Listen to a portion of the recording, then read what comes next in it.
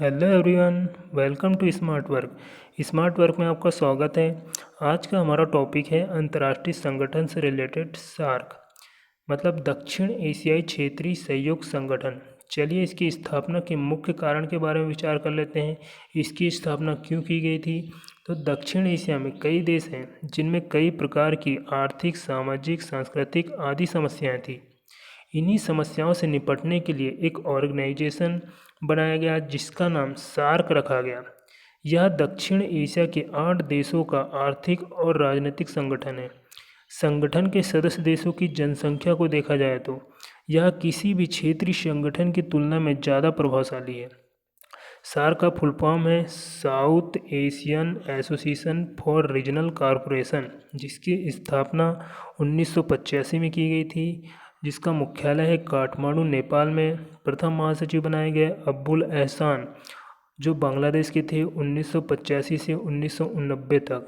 वर्तमान में महासचिव हैं अमजद हुसैन बीसेल, जो पाकिस्तान के हैं, 2017 से। अब महासचिव की नियुक्ति की बात करें तो महासचिव की नियुक्ति सदस्य देशों के अंग्रेजी वर्णमाला के क्रम अनुसार महासचिव की नियुक्ति की जाती है, जिनका कार्यकाल 3 वर्षों का निर्धारित किया जाता है। वर्तमान में सदस्य देशों की बात करें तो 8 सदस्य देश हैं वर्तमान में। प्रारंभ में स्थापना के समय 7 सदस्य देश थे। आगे हम सदस्य देशों को डिस्कस करेंगे। अब भारत की ओर से महासचिव की बात करें तो भारत की ओर से अब तक 2 महासचिव नियुक्त किए गए हैं। दूसरे महासचिव थे सार्क के किशोर कांत भार्गव, 1989 में बनाए गए। 90वें महासचिव बनाए गए शीलकांत शर्मा, 2008 में।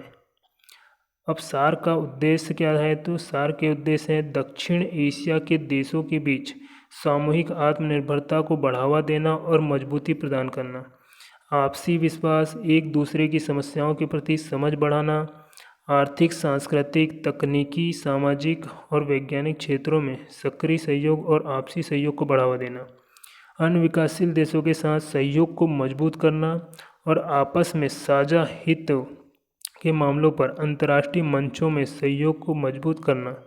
आइए इनके देशों को हम ट्रिक के माध्यम से याद करते हैं। हमारी ट्रिक है PNB एक बैंक का नाम है, SBI भी एक बैंक का नाम है और MA एक डिग्री या कोर्स का नाम है। इससे याद रख सकते हो PNB, SBI, MA। चलिए एक एक करके हम इनकी करेंसी और कैपिटल्स की बात करते हैं। पाकिस्तान की कैपिटल क्या है? इस्लामाबाद। यहाँ करेंसी चलती है रुपया। N से नेपाल, नेपाल की कैपिटल है काठमांडू, करेंसी है रुपया। B से बांग्लादेश, बांग्लादेश की कैपिटल है ढाका, करेंसी है टका। S से श्रीलंका। अब श्रीलंका की बात करें तो श्रीलंका की 2 कैपिटल है। लेजिस्लेटिव कैपिटल कोलंबो है और एडमिनिस्ट्रेटिव कैपिटल की बात करें तो जयवर्धनपुरम है, जहाँ की करेंसी क्या है? रुपया। B से भूटान, भूटान की कैपिटल है थिम्पू, मुद्रा है यहाँ नेंगलट्रम। I से इंडिया, इंडिया की कैपिटल है नई दिल्ली, करेंसी है रुपया। M से मालदीव, मालदीव की कैपिटल है माले और करेंसी चलती है रुपया। A से अफ़गानिस्तान, अफ़गानिस्तान की कैपिटल है काबुल और करेंसी है अफ़गानी। अब बात करते हैं अफ़गानिस्तान की।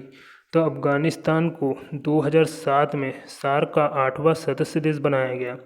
कब बनाया गया? तो 14वां शिखर सम्मेलन के तहत अफ़गानिस्तान को सार्क का 8वां सदस्य बनाया गया और जो 14वां शिखर सम्मेलन था भारत की नई दिल्ली में आयोजित किया गया था। चलिए इसके शिखर सम्मेलन की बात कर लेते हैं। तो सार्क का शिखर सम्मेलन, प्रथम शिखर सम्मेलन आयोजित किया गया था 1985 में बांग्लादेश, ढाका में। 19वां शिखर सम्मेलन आयोजित किया गया 2016 में इस्लामाबाद, पाकिस्तान में। जो दूरी आतंकवादी के कारण इसे रद्द कर दिया गया था। अब भारत में अब तक कितने सार्क शिखर सम्मेलन आयोजित किए जा चुके हैं? तो अब तक भारत में 3 सार्क शिखर सम्मेलन आयोजित किए जा चुके हैं, जिसमें दूसरा शिखर सम्मेलन हुआ था 1986 में बेंगलोर में, 8वां शिखर सम्मेलन हुआ था 1985 में नई दिल्ली में और 14वां शिखर सम्मेलन 2007 में नई दिल्ली में आयोजित किया गया था। 2007 के ही सम्मेलन में अफ़गानिस्तान को मुख्य रूप से सार्क का 8वां सदस्य देश बनाया गया था। आई होप दोस्तों आपको ये वीडियो पसंद आया हो। अगर वीडियो पसंद आए तो मेरे चैनल को सब्सक्राइब करें। अगर आपका कोई कमेंट या सुझाव हो तो कमेंट बॉक्स पर ज़रूर दें। Thank you for watching.